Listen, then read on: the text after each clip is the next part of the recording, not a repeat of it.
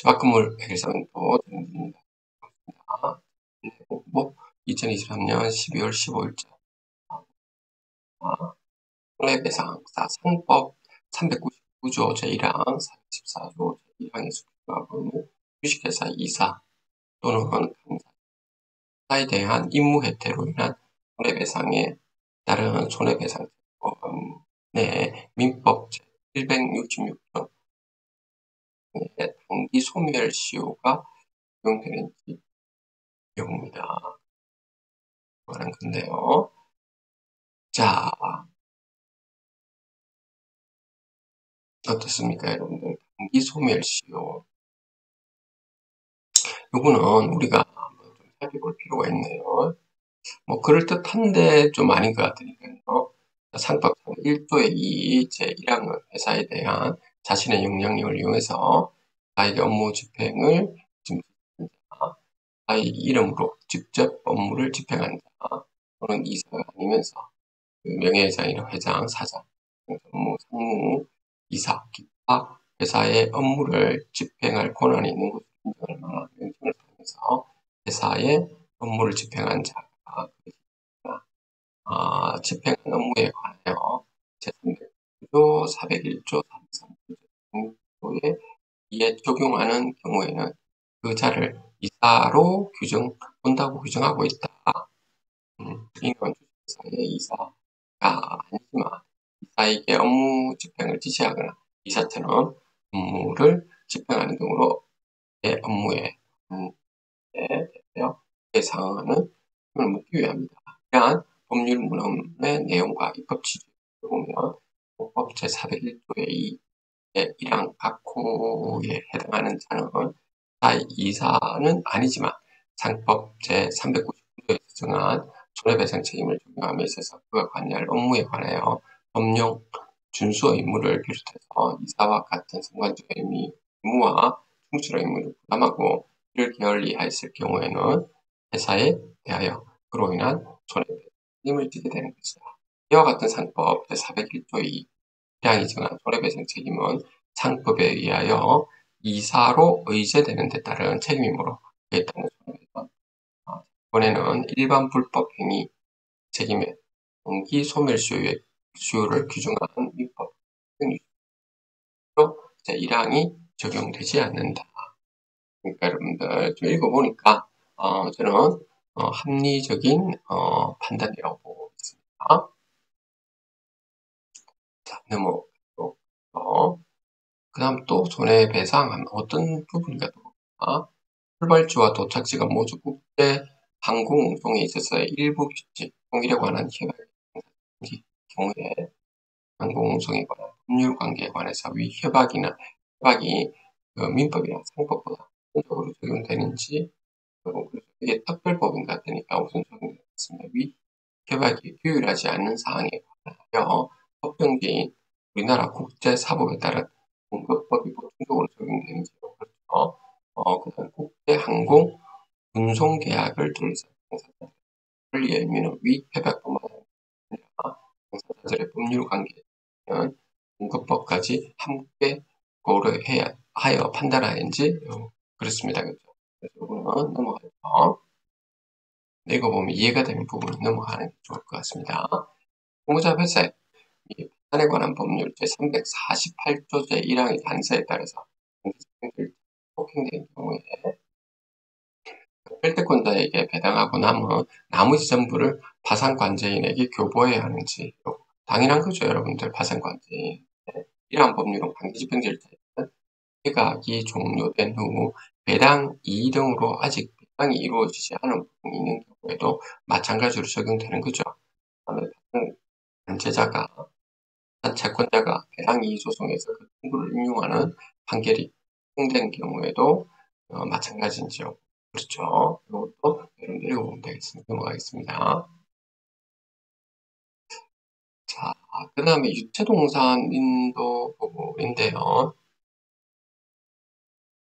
자, 그 섭외사법 시행 당시 생긴 당사자 간의 법률 관계에 적용될 중급법은 섭외사법에 따라 판단하여야 하는지, 동산의 점유자가 점유취득 소유의 완성으로 해서 소유권을 취득하였는지 판단하는 중급법 및 그 목적물이 역사적 지니고 있는 것이라고 하여 그게 볼 수 있는지 그렇지는 않다고 해요. 소매법 그대로 들어간다는 겁니다. 그다음 중급법으로 지정된 외국법의 내용이 법정지정법인 대한민국법과 크게 다르지 않아서 적은 길보가 우리나라 법을 적용해서 경험해서 실질적으로 큰 차이가 발생하지 않는 경우에는 외국법이 적용할 수 있는지 그것도 생각해 보면 그렇지 않은데 가도록 하겠습니다. 매매 대금이네요. 기업 구조조정 촉진법에 따른 채권금융기관 공동관리를 위해서 채권 재조정 내지 신용공여를 실행하도록 하는 채권금융기관 협의회의 의결을 해석하는 방법 및 채권 재조정 또는 신규 신용공여에 관한 의결 내용이 명확하지 않은 경우에는 결정된 사항의 의미를 엄격하게 해석해야 되는 거죠. 이 부분도 보면 되죠.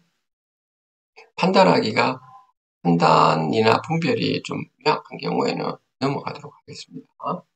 읽어보시면 되겠습니다. 소유권 이전 등기, 매매,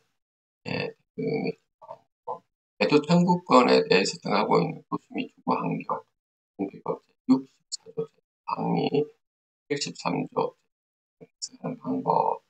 자, 이렇게 해놨습니다. 투기과열 지구로 지정된 지역에 재건축 사업 시행자가 조합 설립인가 에 해당 정비사업의 건축물 또는 토지를 향수한 자로부터 해당 건축물 또는 토지를 취득하기 위해서 협의를 진행하였으나 협의가 성립되지 아니한 경우에 및 주거환경정비법 2항을 준용하여 위 건축물 또는 토지에 관한 매도 청구권을 행사하는 것이 허용되는 지역이 중요한 거 아닙니까, 여러분들? 재건축에서 여러분들이 이렇게 일어나는 거죠. 계속 한번 읽어볼까요? 재건축 사업 시행자 위양수인이 조합원 자격을 취득할 수 없다는 사실을 뒤늦게 인지하였고 그 전에 이미 위양수인으로부터 해당 건축물 또는 토지를 건물 출자하거나 신탁을 본인으로 한 소유권 등기를 용료받은 경우에는 건축 사업 시행자는 그 신탁받은 건축물 또는 소유권을 취득하기 위해서 새로이 매도 청구권을 행사하여야 하는지요. 그렇지는 않다라고 하는 거죠. 왜 그렇냐면 자격을 취득할 수 없다는 거죠. 검색은 이런 걸 할 수가 없는 거죠. 조합원이 자격 취득할 수 없음을 강구하고 양수인에게 대지 또는 건축물을 운영하는 것을 내용으로 하는 관리적 공개, 변경 및 이전 고치가 이루어지고 양수인이 그에 따른 권리를 취득하기에 이런 경우에 양수인이 취득한 대지 등에 대해서 토지 및 주거환경법 땅에 기해서 매도 청구를 매도 청구를 허용하는 것이, 허용되는 지역, 이건 아니죠. 이게 자격이 있는 사람들에 한해서 이렇게 가는 것이죠. 그것이 여기 나와 있는데 한번 볼까요? 도시및 주거환경정비법 제64조 제4항에 의하면 재건축 주택사업 시행자는 조합설립 및 그 사업 시행자 지정에 동의하지 않는 및 소유자 건축물 또는 토지만 소유한 자에게 건축물 또는 토지의 소유권과 그 밖의 권리를 이런 권리가 있는 경우, 자격이 있는 경우죠. 같은 법 제2항에 의하면 재건축 사업 시행자는 분양 신청을 하지 아니한 자, 토지 건축물 또 그 권리에 대해서 매도 청구권을 청구 소송을 제기하도록 정하였다. 자, 이렇게 하죠. 자, 위와 같은 내용의 도시정비법, 재건축 불청자에 대해서 불구하고 매도하는 것을 규정하고 이들 재산권을 규정하는 것은 하나, 노후불이한 도시환경 개선하고 주거환경질을 높인 공공복리 진압이 입법 목적의 정당성이 인정될 뿐만 아니고 이러한 입법 목적을 달성하는 효과적인 제한 수준이죠. 이에 제조성, 법의 균형성을 가지고 있음으로 위헌을 할 수 없으나 매도 청구권의 위와 같은 기본권 양성을 감안하면 위 규정을 적용하면서 행사 요건을 엄격히 해서 그리고 유추적용하거나 부분입니다. 자, 여기 한번 볼까요? 마지막. 지금 재건축과 관련된 부분이 좀, 있죠. 자, 조합은 자기를 취득할 수 없음을 강구하고 해당 양수인에게 또는 건축물을 분양하는 것을 내용으로 하는 관리적 능력, 이전 고지가 이루어지고 해당 양수인이 이에 따라서 권리를 갖기에 이른 경우라면 그러한 관리적 공개 또는 이전 고지에 한 것은 변론으로 하고 해당 양수인이 취득한 대지 등에 대해서 이 항에 대해서 청구를 하는 것은 과거 시행과 무관하여 허용되지 않는 것이다. 그래서 이게 지금 판단과 분별이 정확하게 이루어져야 되는데 그 부분이 안 돼 있다 보니까 소송이 진행되면 넘어가도록 하겠습니다. 자, 그 다음 부당 이득금이 있는데 이거 한번 볼까요? 국세기본법 시행령 제43조 3 대양 단서에 따라서 판결이 확정된 날로 40일 이후에 국세 환급금을 지급하는 경우에 적용되는 가산이자율이 판결이 확정된 날의 기간에도 소급되는지 그렇지가 않죠. 여기 있는 그대로 이후라고 분명히 40일 이후라고 해놨습니다. 자, 여러분, 이거는 그냥 읽어보면 판단과 분별이 생기니까 넘어가도록 하죠. 그 다음에 이거 한번 볼까요? 자, 임대차 목적물이 다재동으로 소멸됨으로써 자, 임차인의 목적물 반환 의무가 이행불능이 된 경우에는 임차인이 이행불능이 자기가 책임질 수 없는 사유로 인하는 증명을 다하지 못하면 목적물 반환 의무의 이행불능으로 인해서 손해를 배상을 책임을 지는지 여부입니다. 그래서 이는 구체적인 발생 원인이 밝혀지지 않은 경우에도 그렇죠. 당연한 사항이죠. 즉 우리가 그 소유권자는 그 소유권과 함께 점유권을 가지고 있죠. 점유권을 갖다가 임차인에게 넘겨준 사항이 그 목적물을 그대로 사용하지 못하고 화재를 낸 거죠. 그런 상황이니까요. 이러한 법리는 반환된 임차 건물이 그대로 훼손되었음을 이유로 손해배상을 구하는 경우에도 동일하죠. 자, 그 다음 볼까요? 숙박업자가 고객과 계약을 체결한 경우 객실을 비롯한 숙박기간에도 숙박업자의 지배 아래 보호해야 하는지 그렇죠. 및 고객이 숙박계약에 따라서 수익 과정 중에 발생 원인이 밝혀지지 않은 해가 발생하는 경우에 그로 인한 객실에 발생한 손해가 숙박업자의 부담으로 되는지 경우입니다. 원칙적으로.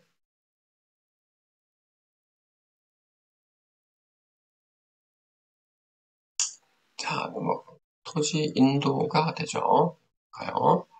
자, 임대 당시 이미 임차 목적물인 토지에 공정 임차인 등이 설치한 가건물, 기타 공작물이 있는 경우에는 임차인이 임차 목적물을 반환할 때 종전 임차인 등이 설치한 원상 회복을 갈 수 있는지 그렇지 않죠.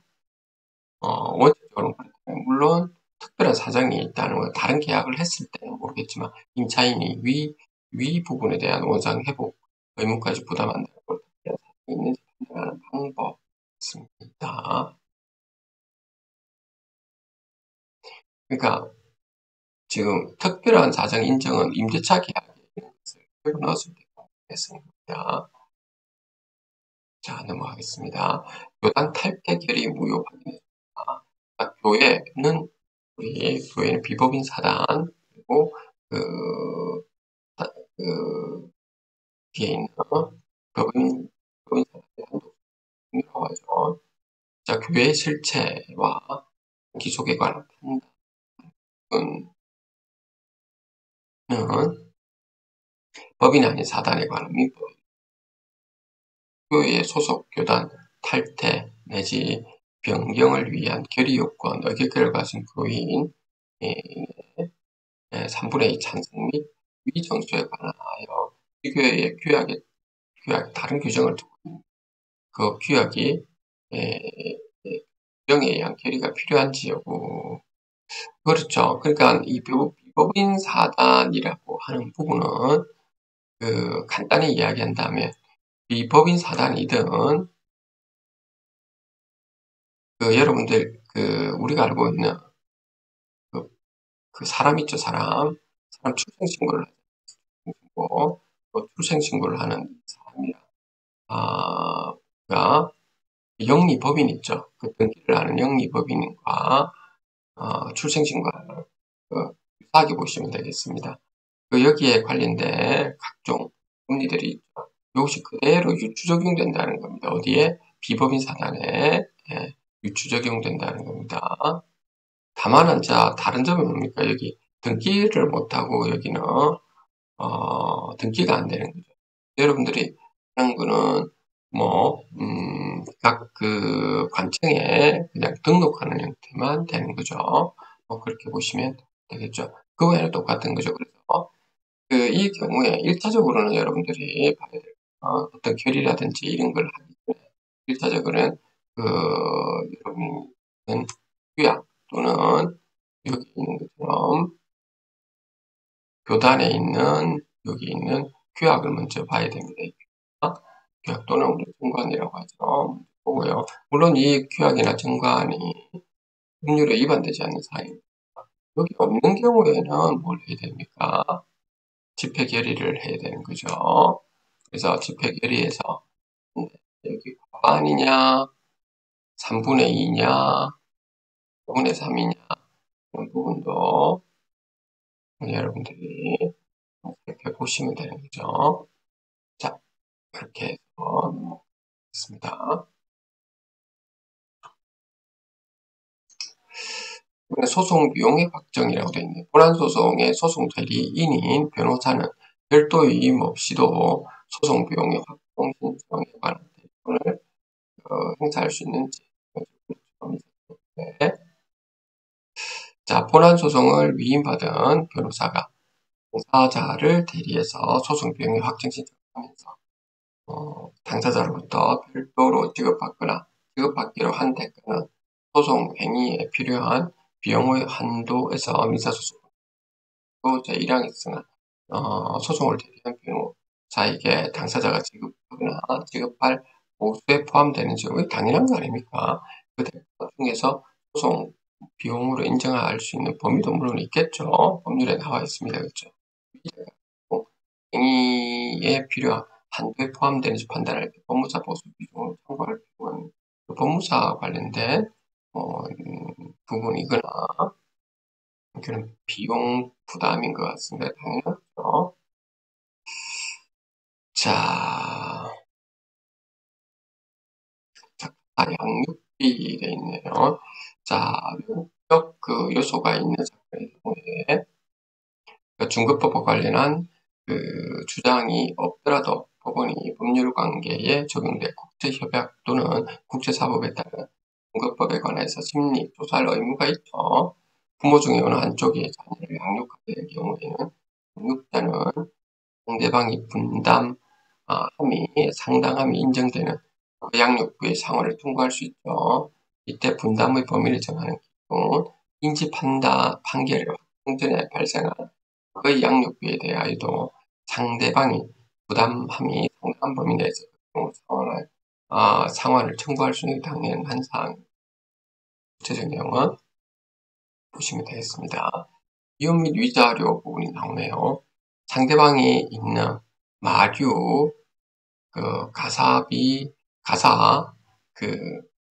비송 사건인 재산분할 심판 사건의 경우에는 심판 청구 취하에 상대방의 동의가 필요한지 여부라고 되어 있습니다. 지금 비송 사건에서 분할 심판 청구 아시다시피 이게 비송사건이든 아니든 여러분 이게 비송사건이 재산 분할에 대해서 청구했다가 나중에 대해서 그냥 그 취하를 한 경우에 상대방이 유리한 사항이라면 그럴 필요가 없는 거죠. 상대방이 취하에 부동의 하더라도 취하의 효력이 발생하는지 그렇죠. 부분은 보시면 될 거라 봅니다. 이거는 전문가 교원소통심사위원회 결정지수입니다.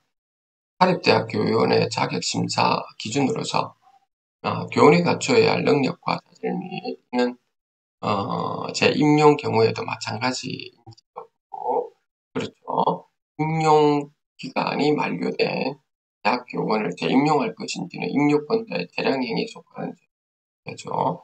대학 교원 기간 임용대에서 임용 기간이 만료된 사립 교원은 임용 그 여부에 관해서 합리적인 기준에 의한 공정한 심사를 요구할 권리를 가진 그것도 뭐 일반적으로 다 그렇죠. 그 기간제로 임용된 대구 경북과학기술원 교원에게도 사립대학교 동일하게 위와 같은 임용 심사 신청권을 인정해야 당연한 거 아니겠습니까? 여러분들은 요걸 한번 보시면 되겠습니다. 임금 등 통보해준대요. 국가공무원인 교원의 교수에 관한 구체적인 내용, 보수 내용, 지급 방법 등 기본적인 사항으로서 법률의 형식으로 정해야 하는 반드시 여기 법률의 형식으로 정해야 하는지 구체적 내용, 기본 사항으로 반드시 법률의 형식으로 정하는 건 아니죠. 형식으로. 이 부분은 한번 좀 애매한 부분이 있습니다. 법률 형식 정하는 게 좀 좋을 것 같아요. 이 부분은 국가공무원인 교원의 보수는 본질적으로 급부적이라는 말은 어떤 행위를 했다 이 말입니다. 급부적인 그 교원이기 때문에 이 교훈이 어떤 교훈인지는 모르겠지만, 가르치는 선생님이면 가르치는 행위에 대한, 적극적인 성격이 강한 행정의 능력이 속함으로써 해마다 국가의 재정 상태 등에 따라서 X가 수치로 지금 변화하고, 교훈의 보수체계 역시 국가의 정치, 사회, 경제적 상황, 시대 변화에 따라 교훈의 지위 및 역할의 변화, 민간 영역의 보수체계의 변화 등 사회적, 경제적 여건에 따라 적절히 필요성이 있기 때문에 이에 관한 모든 모든 사항을 법률에 규정하는 것은 입법 기술상 매우 어렵다. 따라서 국가공무원이 교원의 보수가 적인 내용까지 법률의 형식으로 정해야 하는 기본적인 사항이라 어렵고 이를 행정부의 발행 법령에 위임하는 것은 불가피하다. 이 부분도 판단과 분별이 적절한 것 같습니다. 이렇게 나타난 거죠. 그 하이가 넘어가도록 하죠. 수강계고 제심, 인정 취소 이렇게 났네요. 근로계약 당사자 사이에 근로자가 학년에 도달하더라도 일정한 요건을 충족하면 기간제 근로자로 재고용될 수 있다는 신뢰관계가 형성되어 있는 경우 근로자는 학년 후에 재고용되리라는 기대권을 가지는 원칙적으로 적극이죠. 같은 경우 사용자의 합리적인 이유 없이 재고용 거절 무효라는 거고 이러한 부분은 기간제 근로자가 정년을 이유로 된 경우에도 마찬가지로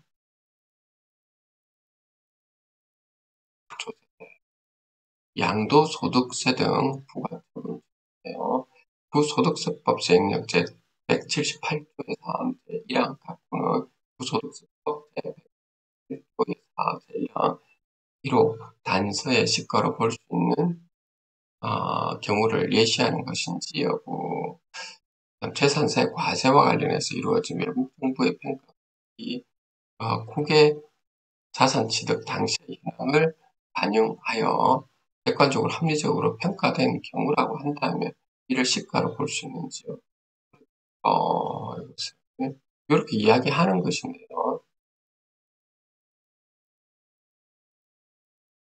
법인세 경정 거부 금전대여 등의 부당행위 계산의 부인을 적용할 때 시가로 인정하는 인정이자율을 정한 법인세법 시행령 제3항 법인이 위 규정에 따라서 공자 대출 이자율을 시가로 선택하여 적용한 그 이후에 사업연도의 당좌 대출 이자율을 시가로 선택하는 경우에 다시 위 규정에 따라서 사업연도와 후 2개 연도는 당좌 대출 이자율을 시가로 적용하는지 이것도 뭐 당연한 사항이지 않습니까?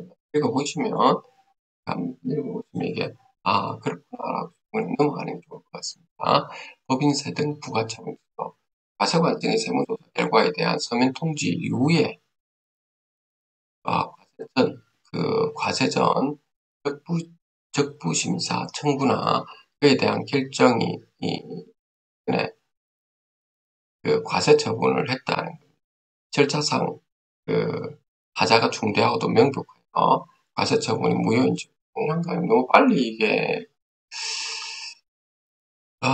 적부심사 청구를 하고 있는 상황인데 되죠. 자, 넘어가겠습니다. 상속세 부가처분 상속세 그다음 정리세법 구조 제1항 제2항에 따른 상속세 공제의 입법 상속세 및 정리세법 제19조 제2항 상속재산 분할 청구가 배우자 상속 공제의 요건인지 여부 배우자 상속 공제의 필수적 요건인지 친구가 이 부분은 잠깐 한번 보도록 합니다. 이게 상속 공제는 배우자 간의 상속이 수평적 이전이고 세대 간 이전은 아니므로 이를 감안하여 상속 재산 중에서 일정 비율까지는 과세를 유보한 후에 잔존 배우자 사망 시 과세하도록 하는 이른바 1세대 1회 과세 원칙과 잔존 배우자의 상속 재산에 관한 인정 및 생활 보장을 반영한 것이다.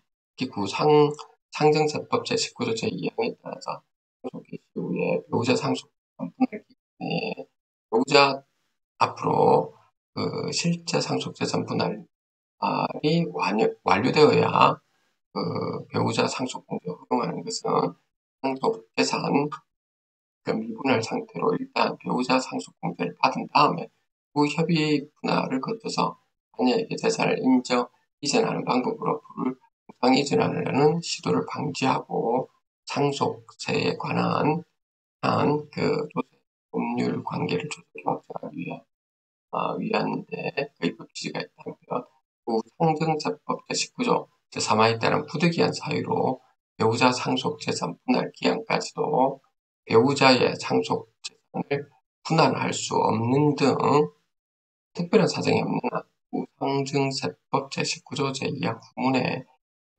상속 재산 분할 신고는 법무용 내용과 취지 및 재정 연역 등에 비추어서 상속인으로 하여금 배우자 상속 재산 분할까지 상속 재산의 분할 사실을 신고하도록 협력 의무를 부과하는 것에 불과하고 배우자 상속 공제의 필수 요건으로 볼 것은 아니다라고 했네요. 배우자 상속 공제의 필수 요건을 라고 했습니다. 그래서 이것도 한번 살펴볼 필요가 있겠네요. 자, 넘어가도록 하겠습니다. 다음 부분을 보죠. 참고적으로 지금 요 부분은 있죠. 요 부분은 조금 더 이게 구체적인 맥락을 좀 더 살펴봐야 될 것 같아요. 약간 좀 찝찝해서 그러는데 한번 요 뒤에 것도 한번 읽어보겠습니다. 상속인이 사망 전에 매도한 부동산을 공동상속인들이 상속 등기를 마치지 아니한 채 부동산 등기법 제27조에 따라서 매수인에게 직접 소유권 이전 등기를 맡겨준다. 이렇게 하면 안 되는데, 좀 제발 시간을 두고 받고 그 다음 넘기고 해야 되는데,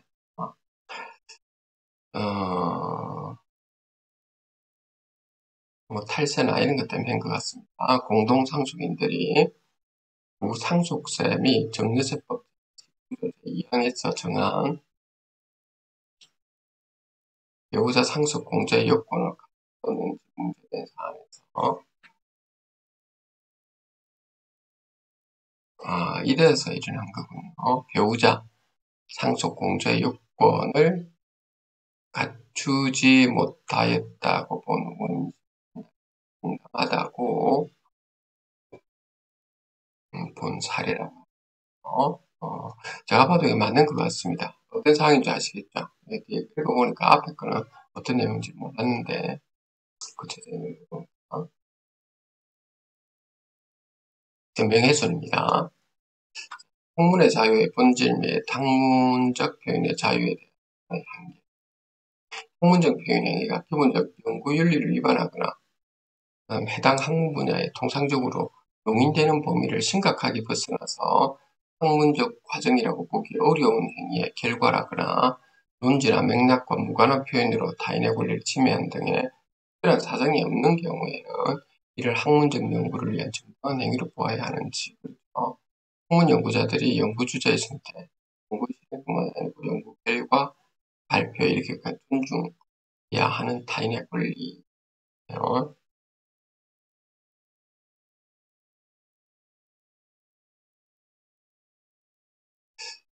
여기 한번 형사재판에서 공소가 제기된 범죄의 구성 요건을 이루는 사실에 대한 분명 책임 소진 검사가 있는 거죠.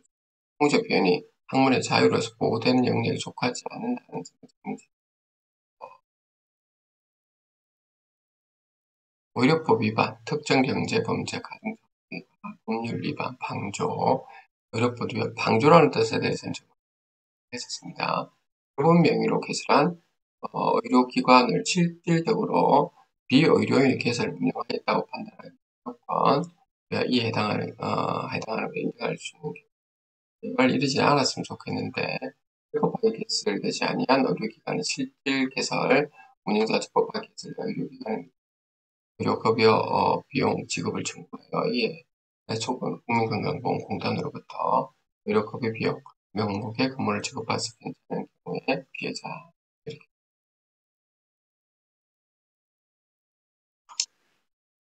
마약류 관리에 관한 법률 위반입니다. 형사소송법 제316조 제1항에서 정한 피고인의 수사기관 진술이 특히 신빙할 수 있는 상태에서 행하였습니다. 이미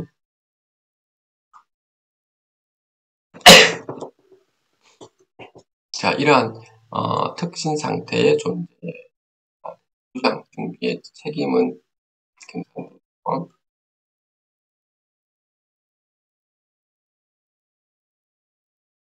자, 여기 보면 신빙할 수 있는 상태에서 행하였으니 증빙할 때 한해서 그걸 할 수 있고, 여기서 그 진술의 신빙, 특히 신빙할 수 있는 상태에서 행하였습니다. 진술을 하였다는 것이 고의 개입의 여지가 거의 없다. 그리고 그 진술 내용은 신빙성, 신빙성을 담보할 구체적이고 외부적인 정황이 있다. 담보할, 진술 내용 담보할, 신빙성과 의미를 담보할 만하다. 그럼 담보할 만한 어떤 물증은 있어야 되겠네요. 그렇죠? 자, 상해 부분은 넘어가겠습니다. 상해 못 때린 것 같네요. 자, 그래서 이 마무리를 짓도록 하겠습니다. 네. 자, 그래서 오늘 여기까지.